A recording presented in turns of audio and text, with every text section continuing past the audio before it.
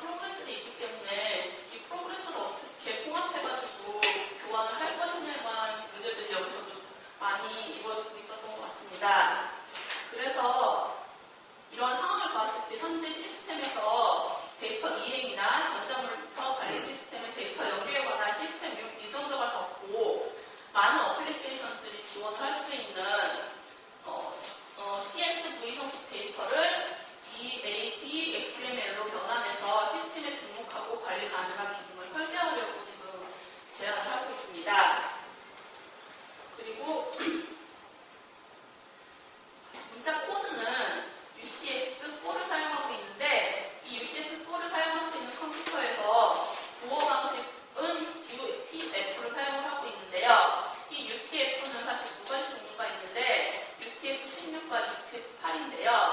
UTF-16은 2바이트로 표현을 가능한 문자를 그대로 이제 2바이트로 표현을 할 수 있게 하고 그 외의 것들은 4바이트로 표현을 할 수 있게 만들고 있기 때문에 영어가 많으면 UTF-8로 하고 일본어가 많으면 UTF-16으로 번역을 하고 있습니다.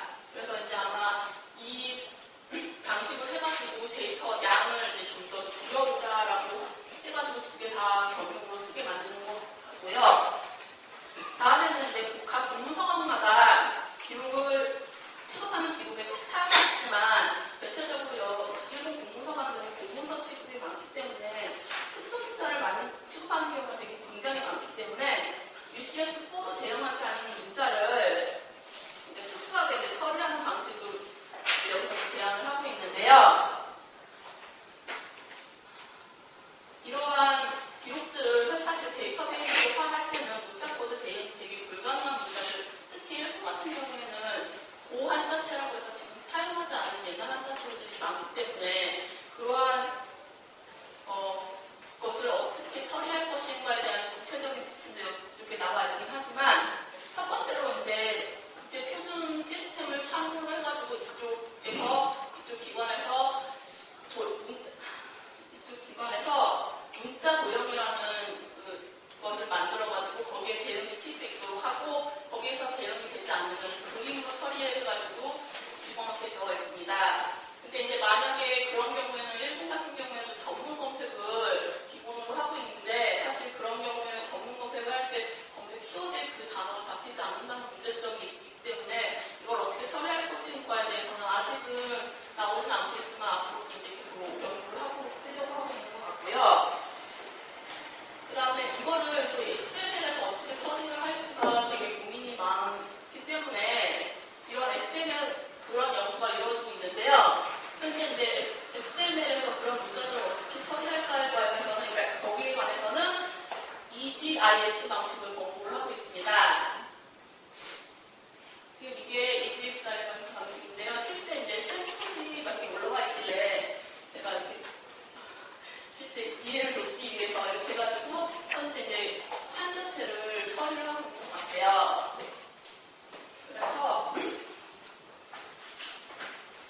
그래서 이렇게 처리를 하면서 이제 계속적으로 고한자체라든지 아니면 인식 불가능한 한자체들을 처리해 가면서 이런 문제들을 계속적으로 지속적으로 이제 고쳐나가고 있는 것 같습니다. 다음으로는요, 영상 기록인데요.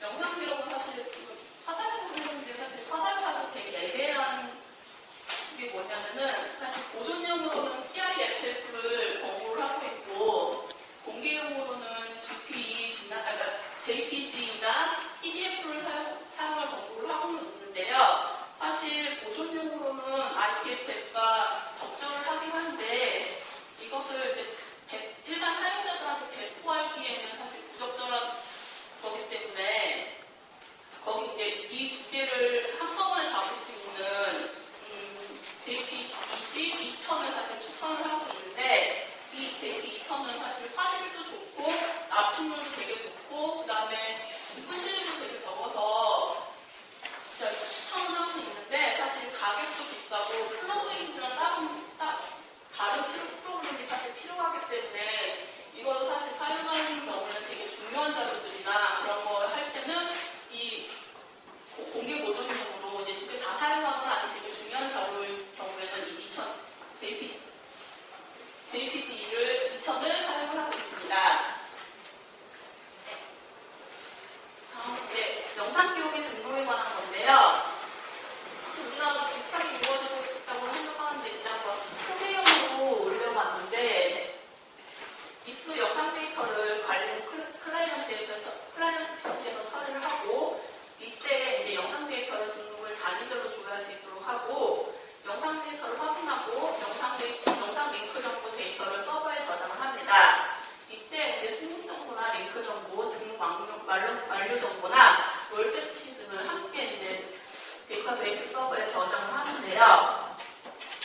이 경우에 이제 이 영상에 해당되는 종이 기록이라고 하는 그러니까 기록이 있으면 자료들과 함께 이제 연계시켜가지고 링크를 시켜가지고 같이 이제 보여줄 수 있고 그 검색을 할 때 한꺼번에 같이 보여줄 수 있도록 하고 있습니다.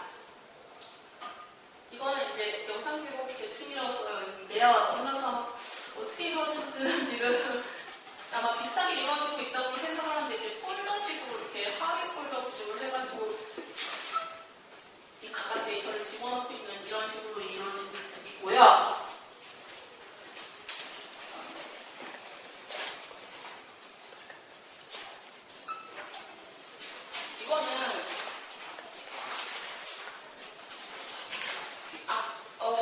이거는 이제 배포를 중점으로 하고 있는데 이러한 과정을 거친 디지털 기록들을 이용자에게 제공하는 데 이제 필요한 요소들을 이 부분에서 정리를 하고 있는데요.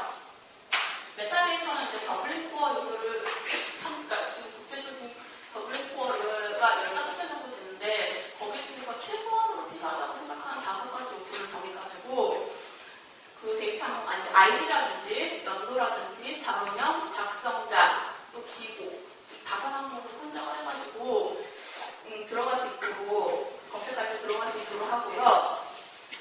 사실 이제 EAD와 SML하고 더블링코어를 양쪽으로 지금 사용하고 제시를 하고 있기 때문에 이 두 데이터 서버를 상호 이용 가능할 수 있도록 해야 한다고 정의하고 있습니다.